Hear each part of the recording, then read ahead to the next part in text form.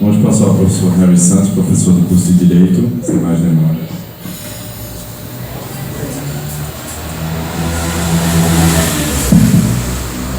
Bem, boa tarde a todas e a todos. Quero agradecer a oportunidade, a Nova Consciência, a Livraria Nobel. Quero cumprimentar a mesa, doutora Maíra, doutor Sinério, doutor Genário, a vocês aqui presentes, doutora Flávia, minha aluna. Enfim, eu quero compartilhar com vocês um pouquinho acerca da proposta temática que o evento nos proporcionou, sem antes fazer algumas reflexões, né, acerca do que eu organizei a termos de reflexão, de leitura ou releitura sobre esse contexto atual. Falar de democracia e falar de estado de exceção, falar de estado democrático ou de estado de exceção requer uma reflexão jurídica, político-filosófica, mas também sociológica. Então eu vou fazer aqui um apanhado de muitas angústias, perplexidades, sensações minhas acerca do que seja a palavra golpe, quando nós nos reportamos a estado de exceção. Existe um grande equívoco quando nós falamos estado de exceção e democracia, porque ambos os termos eles são possíveis na Constituição da República, né? Principalmente democracia, Estado Democrático de Direito é princípio fundamental e modelo, é paradigma inaugural, é a pedra de sustentação de toda a institucionalidade do nosso Estado, garantido pelo artigo 1º da Constituição da República de 88. Mas o estado de exceção também é possível, sendo que entre um estado de exceção quanto possibilidade garantida na Constituição da República e um fundamento e modelo, que é o Estado democrático, existe um hiato. E nesse hiato, nessa lacuna, tem a palavra golpe. Nós não vamos tratar aqui, nessa leitura rápida que eu quero fazer com vocês, compartilhar com vocês essa reflexão, nós não vamos falar golpe contra um modelo de Estado, nós não vamos falar golpe contra um modelo institucional, mas golpe contra direitos. Se discute muito golpe como um golpe institucionalizado, movido por uma instituição, seja legislativo, seja poder judiciário, contra um modelo montesquiano já instituído, mas pouco se fala em golpe contra os direitos nossos, direitos fundamentais, direitos em que o Estado ele não pode meter o bedelho, direitos em que o Estado não pode avançar, a não ser para garanti-los, para consolidá-los, para ampliá-los. Então, pensando dessa forma, eu quero trazer para vocês essas minhas reflexões por escrito. Estamos acostumados a aceitar a definição liberal da democracia como regime da lei e da ordem, para a garantia das liberdades individuais, visto que o pensamento e as práticas liberais identificam a liberdade como a ausência de obstáculos à competição. Essa definição de liberdade significa, em primeiro lugar, que a liberdade se reduz à competição econômica da chamada livre iniciativa. E é isso o grande equívoco quando nós falamos em liberdade no Estado que permite, que possibilita a democracia e o estado de exceção em casos de excepcionalidade. E em segundo lugar, que embora a democracia apareça justificada como um valor, como um bem, é encarada de fato pelo critério da eficácia, medida no plano do poder executivo, pela atividade de uma elite de técnicos competentes aos quais cabe a direção do Estado. São esses os paradigmas, são essas as mensagens cartilhadas de democracia que nós aprendemos desde o ensino fundamental, que democracia é a participação de todos ou é o Estado sendo complacente a certos direitos. Democracia num Estado em que ele está, que ele é costurado, que ele é montado a partir do binômio do privilégio e da carência, onde uns mandam e outros obedecem, num Estado profundamente hierarquizado, que tipo de democracia nós estamos a se referir? A democracia é assim reduzida a um regime político eficaz, baseado na ideia de cidadania organizada em partidos e que se manifesta periodicamente em campanhas políticas partidárias. Então, o resumo e a síntese do modelo democrático é a instrumentalização da nossa forma de eleger, de escolher os nossos representantes por meio do sufrágio de tempo em tempo. É como se nós exercêssemos o nosso poder que emana das nossas vontades por meio de 2 em 2 anos para dizer quem nós vamos delegar como representantes. Ou seja, a democracia se reduz a uma manifestação de um processo eleitoral de escolha dos nossos representantes por meio de uma rotatividade, em que as soluções são sempre elaboradas por técnicos para os problemas de ordem social e econômica. Ora, há na prática democrática e nas ideias democráticas uma profunda e uma verdade muito maior do que a que salta das informações de natureza liberal.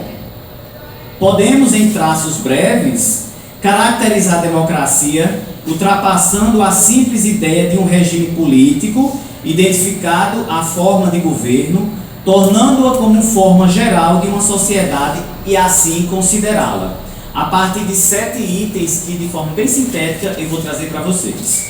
Democracia sob o aspecto da isonomia. Igualdade dos cidadãos perante a lei. É muito romântico nós falarmos, vivemos em um Estado democrático porque todos são iguais perante a lei.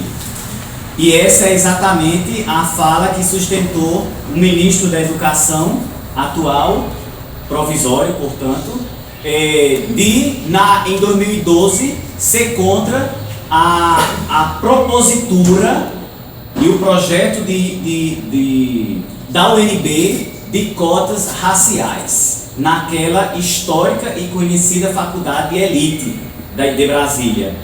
E o ministro atual, pretenso, como é o nome dele? Mendonça Filho, naquela ocasião foi um dos parlamentares que se manifestou contrário a cotas de negros na UNB, exatamente com esta mentalidade de que vivemos em um país democrático cujo princípio da isonomia é que todos são iguais perante a lei, não cabendo, portanto, reservas de cotas. Isso é uma visão reduzida, limitada e extremamente aristocrática, porque ele não consegue perceber que democracia não é a leitura das diferenças pela diferença. Democracia é a possibilidade de perceber que a diferença ela existe, mas ela não pode ser tratada como uma desigualdade. E ele não conseguiu perceber isso. E mais, o princípio da isonomia, e isso é uma leitura jurídica, não pode ser pensado a igualdade no plano formal, a forma pela forma, mas a igualdade material, que é o ponto de partida de cada um. No país da Casa Grande e Senzala há sempre essas distorções.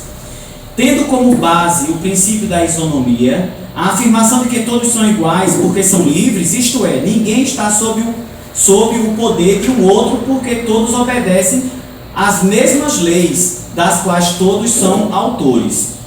Donde o maior problema da democracia numa sociedade de classe ser o da manutenção de princípios, da igualdade e da liberdade, sob os efeitos da desigualdade real. 2.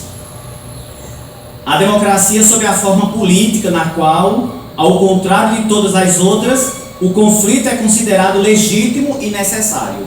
Dificilmente nós vamos encontrar num país profundamente marcado pelas desigualdades sociais e por uma elite que não se conforma em dividir espaços públicos. Certamente nós vamos ver alguém dizendo que a democracia é o estado de governo em que haja consenso. Democracia não é o estado do consenso. Democracia é onde o conflito existe e ele é legitimado. E ele é legitimado a partir de quê? A partir da elaboração de direitos.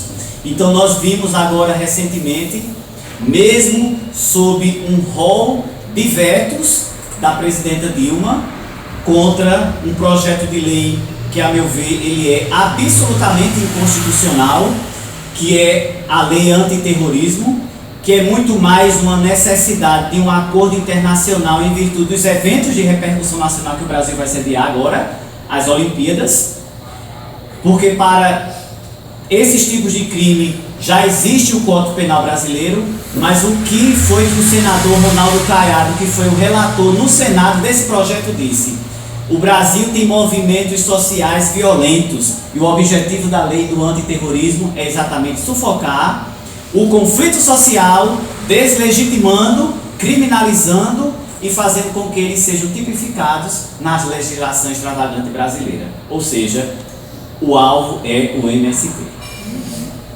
3. Pensar a democracia numa visão sociopolítica que busca enfrentar as dificuldades acima apontadas, entre elas os conflitos sociais, conciliando o princípio da igualdade e da liberdade e a existência real das desigualdades, bem como o princípio da legitimidade do conflito e a existência das contradições materiais, introduzindo para isso a ideia dos direitos econômicos, sociais, políticos e culturais. Graças aos direitos, os desiguais conquistam a igualdade, entrando no espaço político para a reivindicação, a participação dos direitos existentes e, sobretudo, para a criação de novos direitos. 4. A ideia de democracia quanto uma prática de criação de direitos. A democracia não define a liberdade apenas pela ausência de obstáculos externos à ação, mas define como uma autonomia.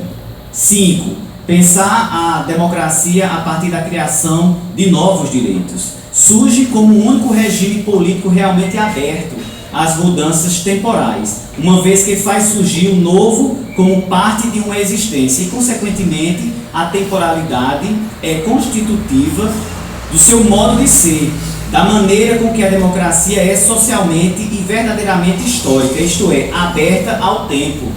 Nós temos um grande equívoco de imaginar que os ocupantes do poder são perpétuos, né? E isso é uma ofensa à concepção de democracia, porque o poder nos estados democráticos, eles não podem ser pensados como perpétuos, eles são efêmeros, eles são passageiros. Então, na medida em que nós depositamos por meio de um poder que emana das nossas mãos, falando constitucionalmente conforme está o texto, e aquele representante se identifica com aquele poder, não há que se falar em democracia, porque o poder não pode ser identificado como representante, porque ele é venal, ele é provisório. Então isso é uma característica das políticas aristocráticas. A única forma sociopolítica na qual o caráter popular do poder e das lutas tende a evidenciar-se nas sociedades de classe, na medida em que os direitos se ampliam seu alcance ou só surgem como novos pela ação das classes populares contra a cristalização jurídico-político que favorece a classe dominante. Em outras palavras, a marca da democracia moderna, permitindo a sua passagem de democracia liberal para a democracia social, encontra-se no fato de que somente as classes populares, leia-se, os excluídos ou as minorias, reivindicam direitos e criam novos direitos. E concluo. A forma política na qual a distinção entre o poder e o governante é garantida, não só pela presença de leis e pela divisão de várias esferas de autoridade, mas também pela existência das eleições, pois elas, contrariamente do que afirmam os liberais das ciências políticas, não significam uma mera alternância de poder. Estamos à beira de um processo eleitoral. As eleições não significam uma alternância de poder, mas significa assimilar que o poder está sempre vazio. O processo eleitoral é a instrumentalização de um estado de coisas. Então é necessário que ele esteja sempre vazio, porque ele é preenchido temporariamente e de forma a permitir que o detentor real do poder se sinta pertencente de quem está provisoriamente ocupando aquele espaço. Em outras palavras, os sujeitos políticos não são simples votantes ou simples eleitores.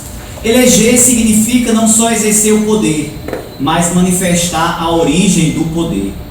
Responda ao princípio afirmado pelos romanos quando inventaram a política. Eleger, dizia a boa história romana, que eleger é dar a alguém aquilo que se possui, porque ninguém pode dar o que não tem. Isto é, eleger é afirmar-se soberano para escolher ocupantes temporários do governo. Então eu quero adiantar e dizendo, para fechar esse meu raciocínio, sem prejuízo do que eu escrevi, que a base, a estrutura política, econômica, social, ideológica do Brasil, não é necessário revisitar os grandes clássicos, e a professora lembrou com muita pertinência da base de Casagrande e Senzala que amedronta ainda as nossas relações políticas, mas nós temos uma característica clientelesca, oligárquica, aristocrática. É um país moldado e costurado a partir de uma elite racista, sexista, homofóbica e excludente. E essa característica, ela se revela exatamente da forma mais perfeita como é que nós vamos tratar o conceito de democracia e o conceito de exceção. Estado democrático à luz de uma elite parasitária, ou Estado democrático à luz de um ente que se institucionalizou e que se permitiu durante provisoriamente alguns direitos serem suspensos. Porque o que é um estado de exceção na nossa Constituição da República? É o Congresso suspender provisoriamente os nossos direitos fundamentais. Mas repito, como eu disse anteriormente, entre um Estado democrático de direito e um Estado de exceção, vamos aqui avaliar por meio desse equilíbrio quais os direitos serão garantidos. Os direitos populares, os direitos de inclusão social, de ascensão a participações políticas, ou os direitos de manutenção de uma elite que sobrevive durante séculos dos séculos por meio do que nós chamamos de privilégio. Eu fico satisfeito muito com essa minha reflexão. Tinha muito mais só faltavam só 2 páginas, mas eu depois posso.